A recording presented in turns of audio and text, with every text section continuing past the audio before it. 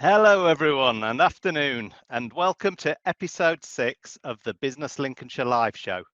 Now, the aim of these shows, as you've probably gathered by now, if you've been in the other 5 shows, is to really share with businesses across Lincolnshire and across the region advice and topics that are really affecting your business growth. Share the support that's out there and the support that's available to us as business owners across the region.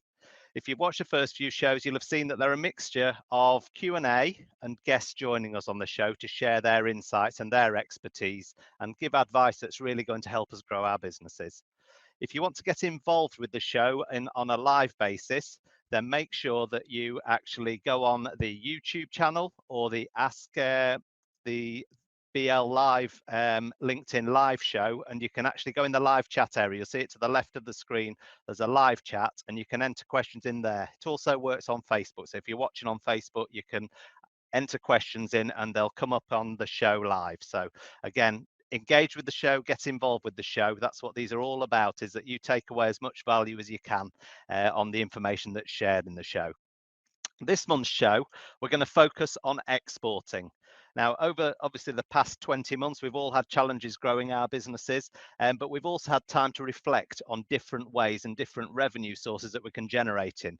And I know for a lot of businesses, certainly in B2B sector, exporting is one of those key things. In a digital world, we all have the ability, or most of us have the ability, to be able to sell to different regions in the world. So again, exporting is a key thing.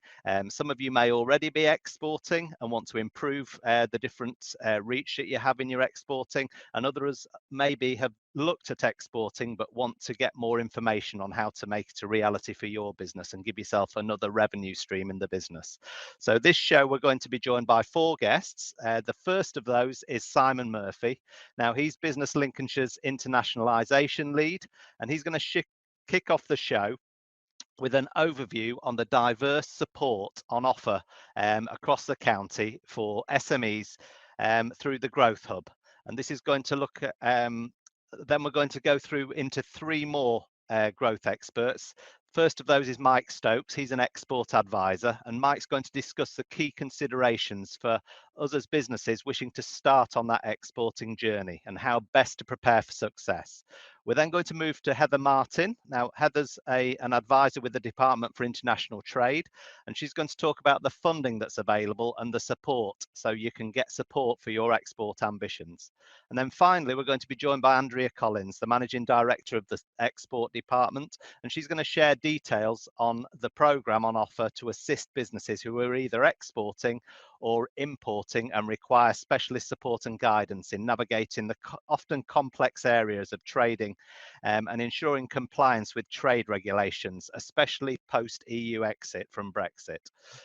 We're also going to hear about some case studies on Greater Lincolnshire businesses and how they've already tapped into this support that's available and how it's helped them expand their global footprint. So it's going to be a busy show. So let's get on with the show and start with Simon Murphy. We'll bring Simon into the show now. Hi, Simon. How are you doing?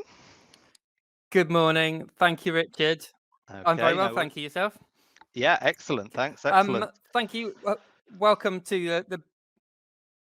Sorry, I think we have a little delay here, but welcome to the Business Lincolnshire live show, and thank you for joining us today. The show today, as Richard has said, is aimed at introducing you to the great range of support which is available to Lincolnshire businesses through the Business Lincolnshire Growth Hub. What we want to do is encourage you as Lincolnshire businesses to think outside of the borders of the county and to introduce you to a fantastic range of different support and different types of support we can offer you, which will hopefully be of great use to you and help in your exporting journey, whichever stage you might be at of that journey. That we do have a Business Lincolnshire website, and I would encourage you all to have a look at that website to look at the different ranges of support we have on offer. In the vast majority of cases, that support is fully funded to you as Lincolnshire businesses. In some specialist cases, you might have to pay a little extra, but in the vast majority of cases, it is fully funded to you as a business. So whether you're, as Richard said, an established exporter or not exporting at all at present, but wish to, whether you're a larger SME or whether you're a micro business, the smallest businesses there are, or whether you want one-to-one specific advice and that specific support, or whether you simply want access to signposting, resources, webinars. We have all of that range of support available to you, and that is offered to you by a range of our exporting experts who you've just heard a little bit about from Richard there. We have the Department for International Trades, International Trades Advisor Heather Martin, who you'll be hearing from today, Business Lincolnshire's own exporting expert, Mike Stokes, who will be speaking to you, and the expert department's managing director, Andrea Collins. All of those individuals work with us very closely and work with you Lincolnshire businesses very closely to help you realise your exporting ambitions. And I would very much encourage you to listen to what they have to say today, and ask questions at the end and in the chat, as Richard has said, and just engage with them as much as you can. That there'll be details on screen as to how you can engage with them and how you can contact them. And I would very much encourage you to do so, and I hope it inspires you on your exporting journey. So all that's left for me to say is enjoy the show. Thank you very much, Simon, and we'll bring in Heather to join us. Oh, I thought I was going after Mike. Sorry, it is Mike. Sorry, my bad, Heather. Yeah, it is Mike Stokes coming in first. Now, Mike's a Business Lincolnshire export advisor, so we'll bring Mike in, and then we will meet Heather, I promise, later on in the show. Yes, I'm obviously not Heather. You're not Heather, Mike. No. Good afternoon and greetings from South Lincolnshire. How are you doing, Mike? Are you okay? Yeah, good, thanks. Yeah, thanks. So just obviously in your expertise, just share with businesses why they should consider looking at exporting and export markets, Mike. Why they should? Well, basically, I go back to the biggest challenge we face as export support advisors. It's the challenge we face is trying to reach exporters before it's too late. In the old days when I was exporting, you'd have a business up and running for 2 or 3 years before you had your first export inquiry. Now it can be 2 or 3 weeks because we all have a nice smart websites and they get found. And there's a danger of people diving in before they're fully prepared. My advice to people is start after your business in the UK is established, after you've developed a track record for yourself, after you've made your mistakes locally, if you will, and try and avoid exporting before you're fully ready. And it's really important to do so when you're fully prepared. Yeah, and so when they've got to that stage and they're starting to think about it, how should they prepare before they start engaging in export activity? Okay, before you even seek advice from anyone else, there's a number of things you should ask yourself. First of all, understand why you're exporting and share that reason with your team, because the reason why you're exporting will affect a number of decisions down the road. So it could be because you have excess capacity, and it could be to try and smooth out any seasonal variations in your business, that kind of thing. But understand why you're doing it up front and share the reason why with your staff. You then need to look at the products or services and understand what modifications you may have to make for them to be attracted to overseas markets. And it might just be go fast stripes, if you like. But it could be translations of fascia panels, if you like, translation of instruction booklets, colors, styles, and so on. Understand what you might have to do for your products to become acceptable overseas. Simple things like if you make motor cars, you might have to make left-hand drive ones, for instance, something obvious like that. But understand what you might have to do for your product to be sold overseas. Understand what capacity constraints you're under. It's all very well pushing forward into export markets. If you find you're increasing your business by 20%, can you cope with that? What physical constraints are there? What human constraints are there as well? So that might and don't forget to push back at your suppliers. Make sure there's no constraints there, because they can catch you out down the road. Financial issues, there will be obviously costs involved, the cost of travel, cost of investment in new products, translation work, compliance, etc. Who's going to pay for it? There needs to be a bill somewhere. And then finally, consider the human resources. It's all very well saying I'm going to move into exporting. Often I ask the question, who's going to do it? And the answer is, well, I will, of course. Mike, I'm the owner. And I then say, okay, while you're gallivanting around foreign markets, who's going to do what you do? Yeah. And I would advise most businesses looking to export, if it's going to be you doing the exporting, you're going to have to delegate probably a third of what you do at the moment to ensure there's not time. So there's those four things: there's the product modifications, the capacity constraints, financial implications, and human resources. Get those ducks in a row before you start seeking advice for the next stage. That's great advice. And what do you think businesses underestimate when they're new to exporting? Probably time. And I say that for two reasons. First of all, because it takes time to get into export markets. If I have this theory, if you draw a line through Greenwich, the further east you go from Greenwich, the longer it takes to build relationships. But the further east you go from Greenwich, the more important it is to establish relationships. So it is not a quick fix. It takes time. And people often underestimate how much of their time is taken up by getting involved in export matters. It certainly is the biggest thing that catches people out, time. And is the language barrier a big thing that people underestimate, or is that fairly easy to overcome nowadays? To be honest with you, it's not that big. No. Again, when I was exporting, if you went to France or Germany, then your customers spoke French and German. Now, of course, the next generations come through, and surprise, surprise, they almost all speak English. And I know that makes us lazy, and it's a poor answer, really. But realistically, it's not that big a barrier to us, thankfully. It's not, no. And what stage do people usually get to before they start reaching out for external support? Okay, well, having put the preparation in place, they've looked at those four areas I mentioned. It's time to start thinking about then, okay, we better start doing some market research. We better start looking at where are we going to start? We can't do all 200 and odd countries in the world on day one. Where are we going to start? How are we going to prioritize? Looking at market selection, looking at routes to market. How are we going to take our products to market? Are we going to use a distributor or agent? Are we going direct? Are we going to use look for joint ventures? Understand, and you'll need help on before you can make those decisions.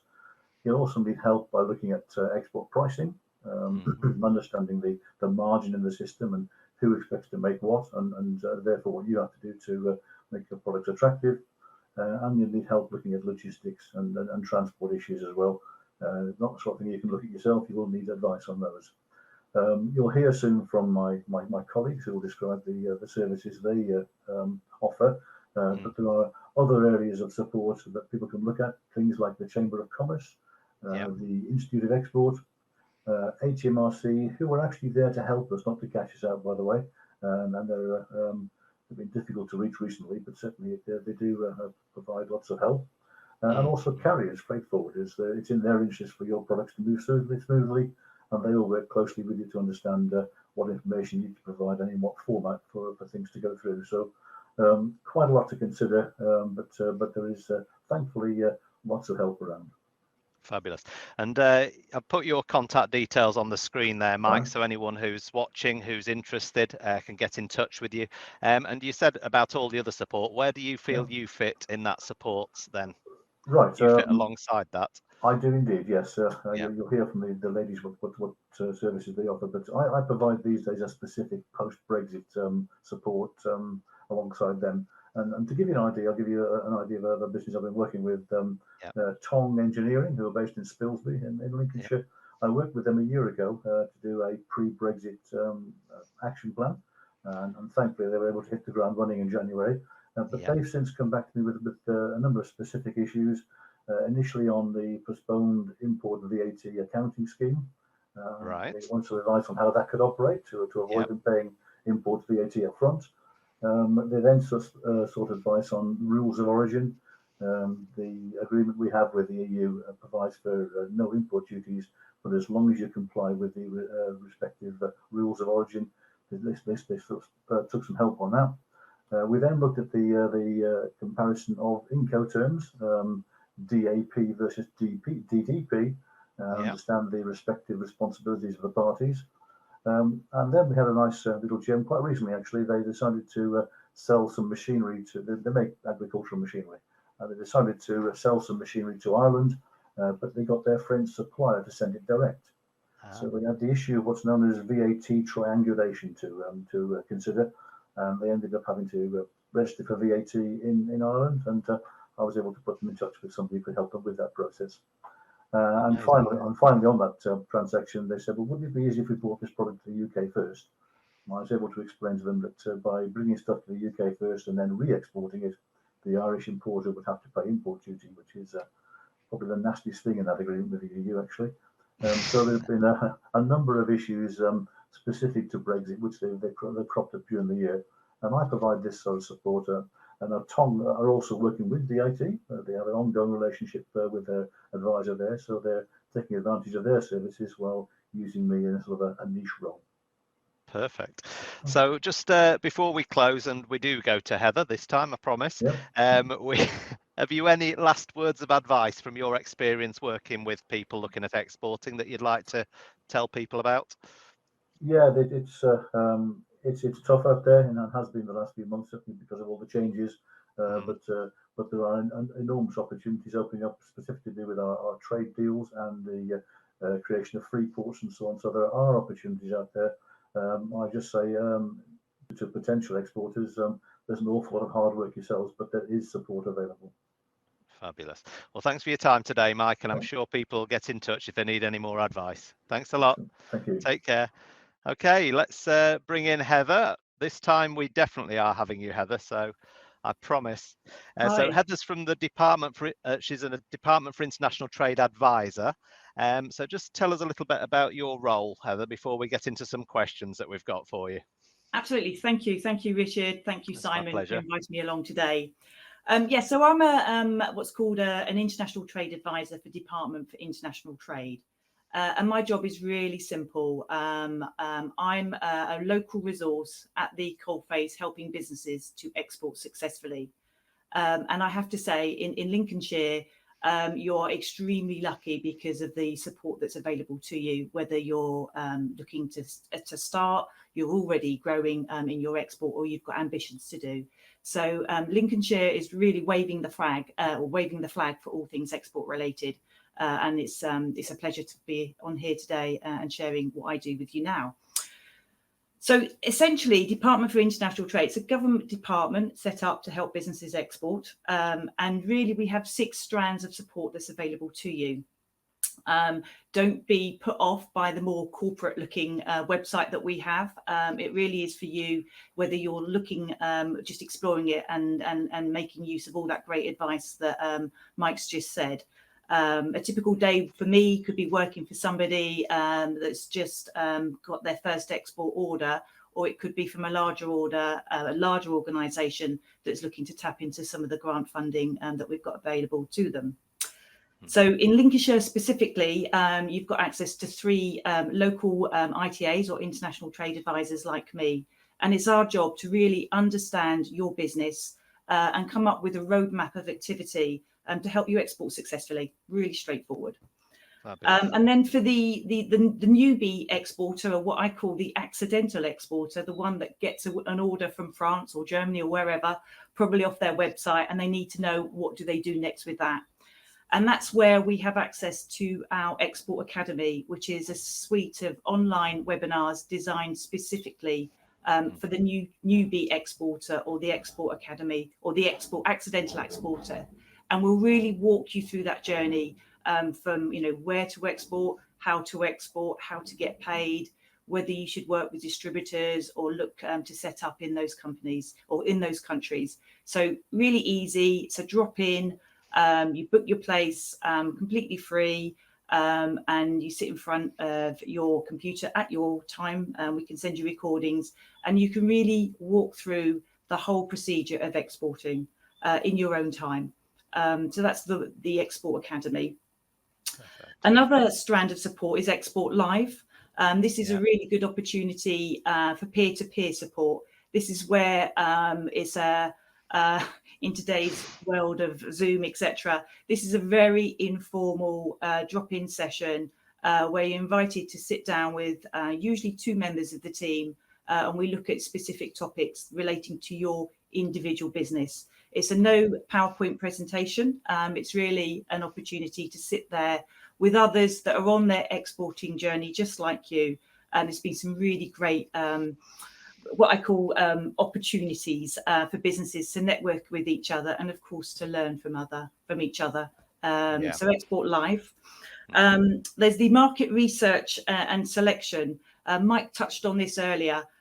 Successful exporters are the ones that actually pay attention to where they want to export. Rather than export to the whole world, let's look at market selection. And this becomes really critical to the success of exporting.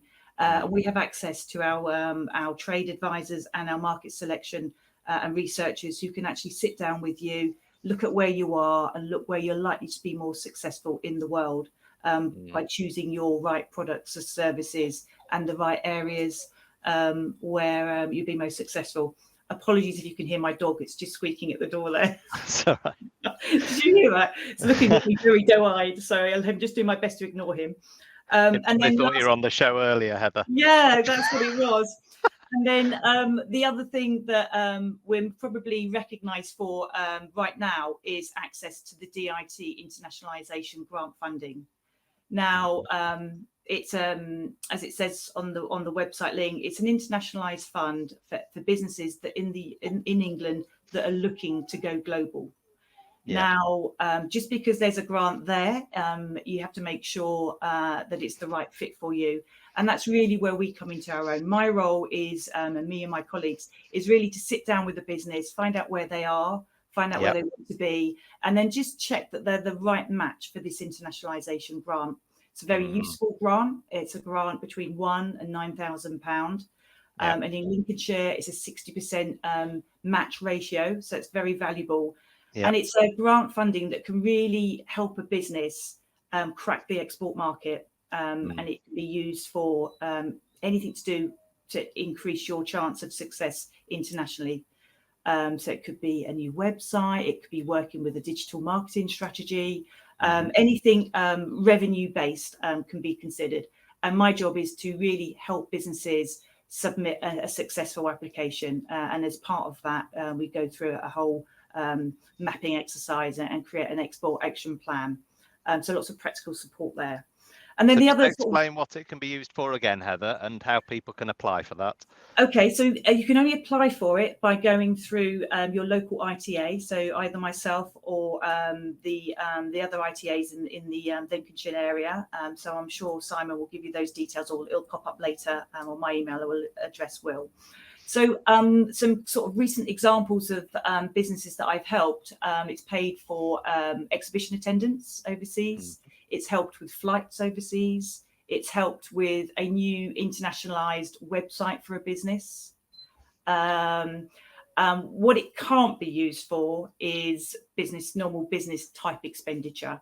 So salary costs, capital expenditure, so on and so forth.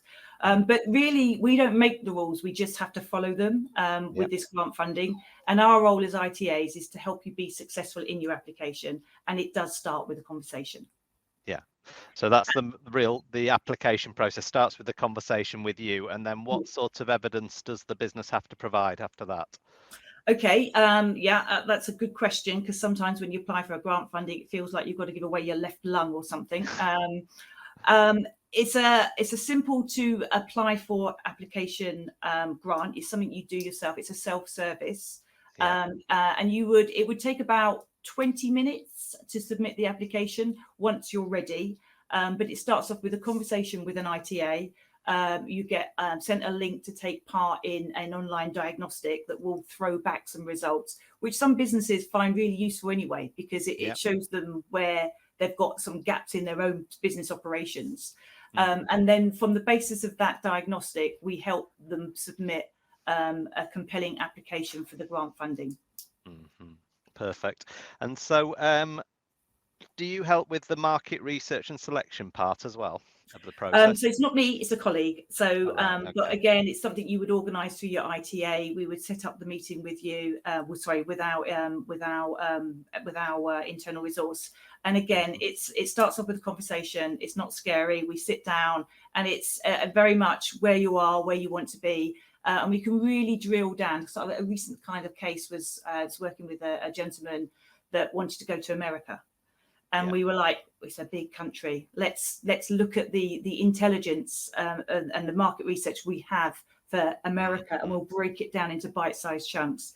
And it's statistically recognised that the more research you carry out before you start exporting, the more successful you'll be. And that's something Mike touched on earlier in his overview just earlier.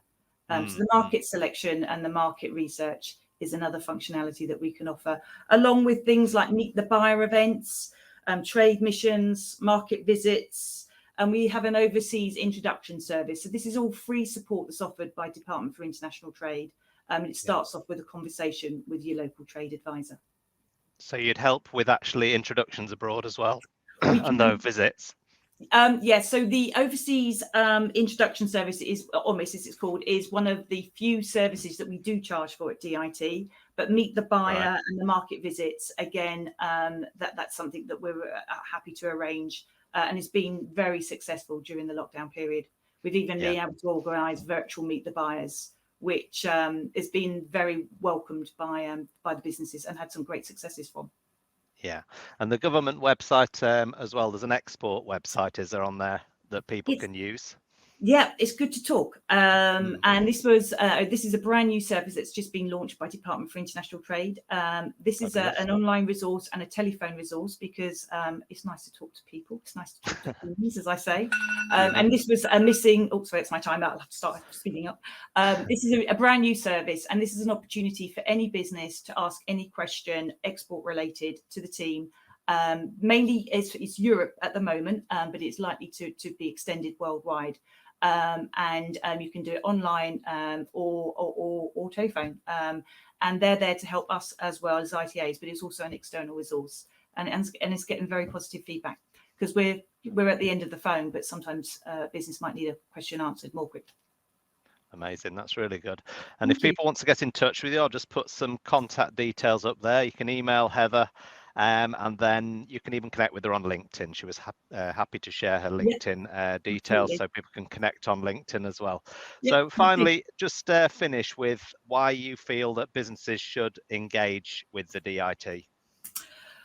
Because we are I feel, I mean, I've only been with them a year, but they are the golden jewel in the world of business support, because they are there to help businesses export successfully. But I'm on a mission to change the perception. It's, we're very friendly, approachable, and knowledgeable, and we're backed up by a huge amount of expertise and talent at central, locally and nationally and internationally.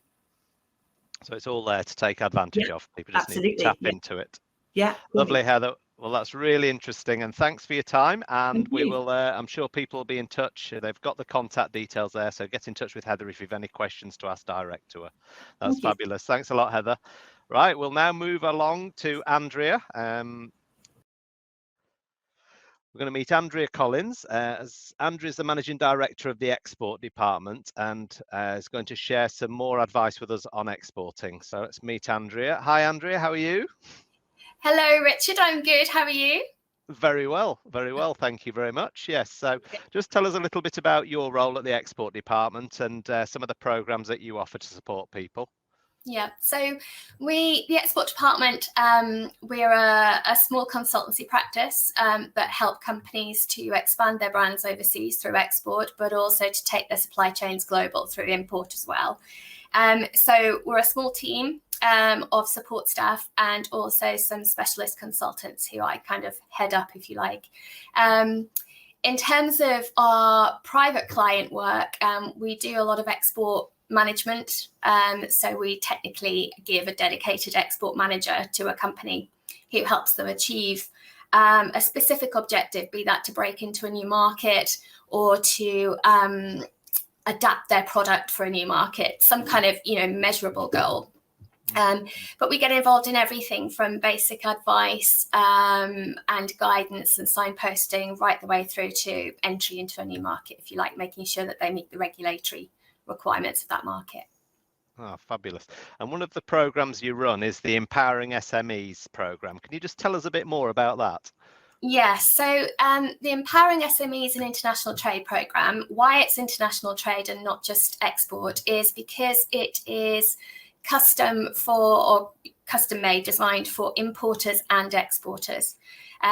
So, you know, we have, in terms of volume, we have something like 10.1% of SMEs export and 9.8% of SMEs import. So it's kind of balanced. So we feel that we need to be supporting both parties. But it's a programme of support that's fully funded by the East Midlands Growth Hub Cluster.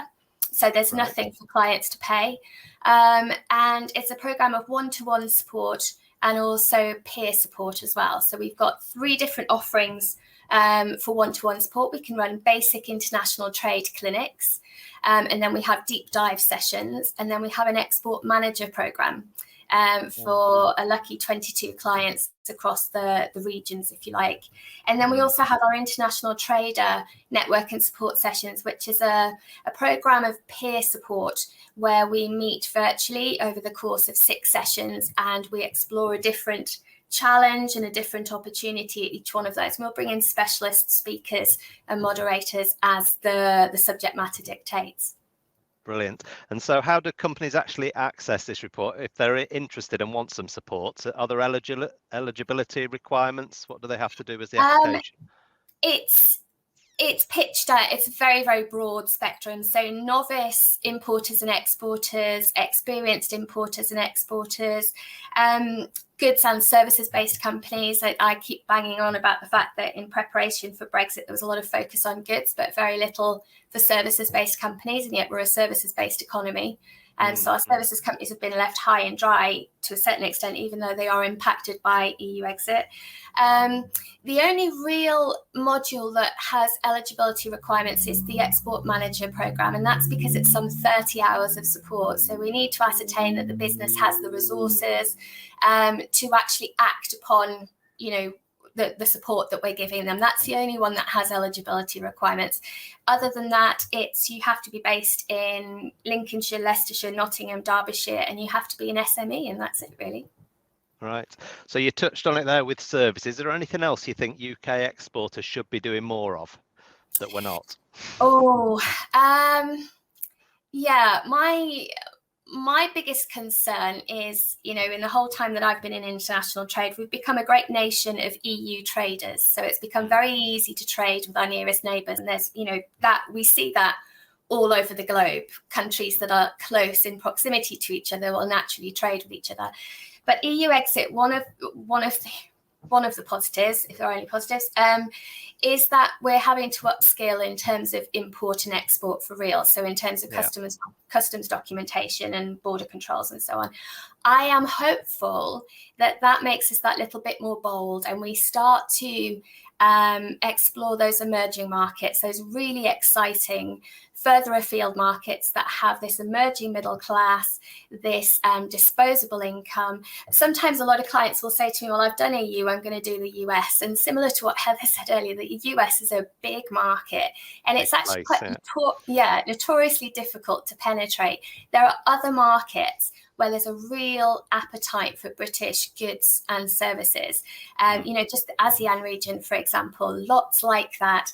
I'm hopeful that we become a little bit more bold. And then the other thing is compliance. I think sometimes exporters believe that compliance is more on the importers side of things. Actually, there are a number of compliance issues or compliance areas that exporters need to be aware of. Mm-hmm. So it's just really taking advantage of opportunities in these emerging markets. You think we need to just be look further afield rather than the obvious. Bolder. Yeah, absolutely. I like that. And importing, I think that we often think that importing's harder than exporting. Do you think that's correct, or is that just they're both as hard as each other? No, it's typically more complicated. So in a number of areas. So obviously with import, you're responsible for the correct calculation of import duty and VAT, for example, and there can be fiscal and occasionally custodial penalties for not getting that right. Don't want to scare anyone, but it is an area of compliance. Obviously regulation as well. Is that product able to be placed on the GB marketplace? I say GB because we're kind of separated from Northern Ireland now for the purpose of goods due to the Northern Ireland Protocol. Claiming preference. So when we're importing goods from countries with which we have a preferential trade agreement, or they're part of maybe they're an emerging market and we agree to zero rate or reduce the rate of duty on the goods that we import. Have we got the right documentation to back up the fact that we're claiming preference and therefore not having to pay import duty on those goods? Exchange rate fluctuations tend to hit importers harder. Exporters will typically invoice in GBP, but importers are typically invoiced in the source currency. So if there's a sudden fluctuation in exchange rates, then that can hit them harder. But with all of this, there are a lot of kind of authorizations and simplifications that HMRC offer. And quite often, I think as Heather said earlier, companies don't know what they don't know. So are they aware that there's customs special procedures that can, relieve the levels of duty and tax that they're paying for goods coming into the UK when they're for a certain purpose, for repair or processing or so on? So quite often it's kind of, they don't know that these easements or these facilitations exist, and I suppose that's our role, to make sure that they know those and that they get access to them, because it has a direct impact on their cost base, for example. Yeah, absolutely. And the other program you run is obviously EU exit support. Have you seen the challenges from our leaving Europe? Has that eased now, or is there still challenges businesses are facing? I think it's petered off a little bit. It got crazy on the lead up to Christmas. It went mental after Christmas. There was a lot of panic and a lot of pain, even from companies that had done their best to prepare, because it was just so last minute. Everything was so last minute. So it's petered off a little bit, but I think that's down to companies just thinking, I've just got to get on with this. I have concerns about whether they're doing things as optimally as they could, or whether they're being compliant. But we're still seeing issues come through around rules of origin. We're still seeing pain points come through around VAT and the new import one-stop shop that was announced in July. We're still seeing regulatory issues, because obviously we've now got GB regulation and EU regulation and two sets of regulatory bodies. We're still seeing quite a high percentage of returned goods, particularly in the consumer space, where EU consumers have never had to pay import duty on UK goods before. The goods arrive, they have a fee to pay, they just send them back, which is obviously a massive overhead to our exporters.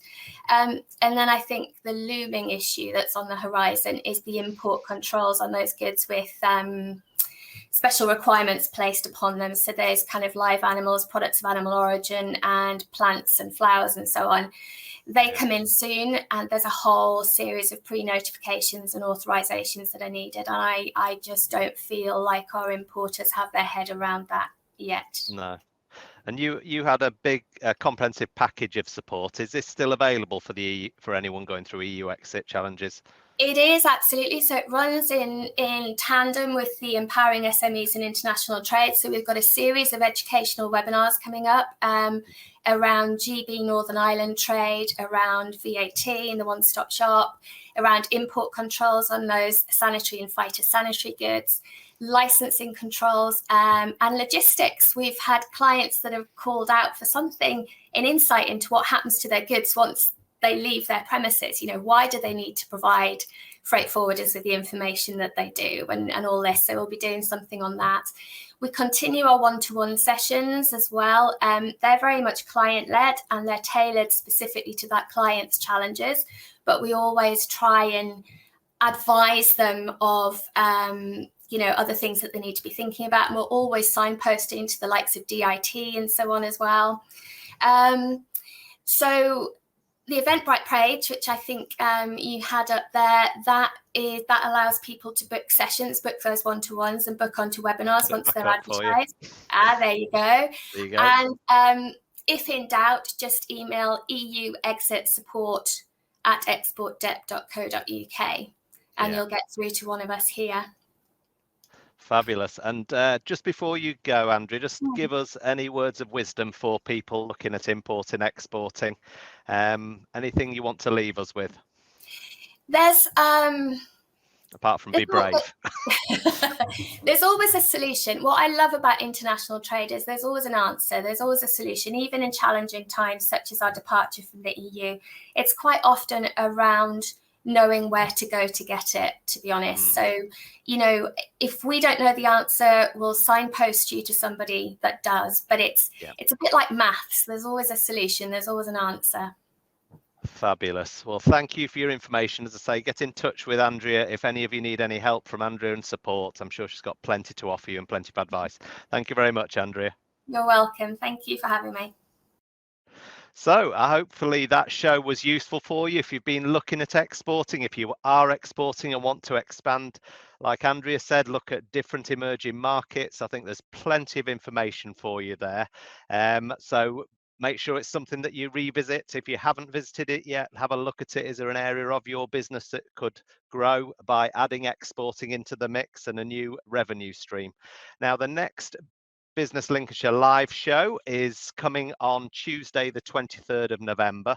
Again, it's going to be at 12 noon. So that focuses solely on agriculture and agri-tech across the region. Being such an agricultural region, we felt there was time for a show that just focused on some of the innovations that we've been seeing across our region, and some of them that are leading the country and leading the world in agri-tech innovation. So that's the focus of the show, Tuesday the 23rd of November 2021, and that's going to be 12 noon again. So we look forward to seeing you all then, and hopefully you've enjoyed the show, and we'll talk to you soon. Take care. Bye now.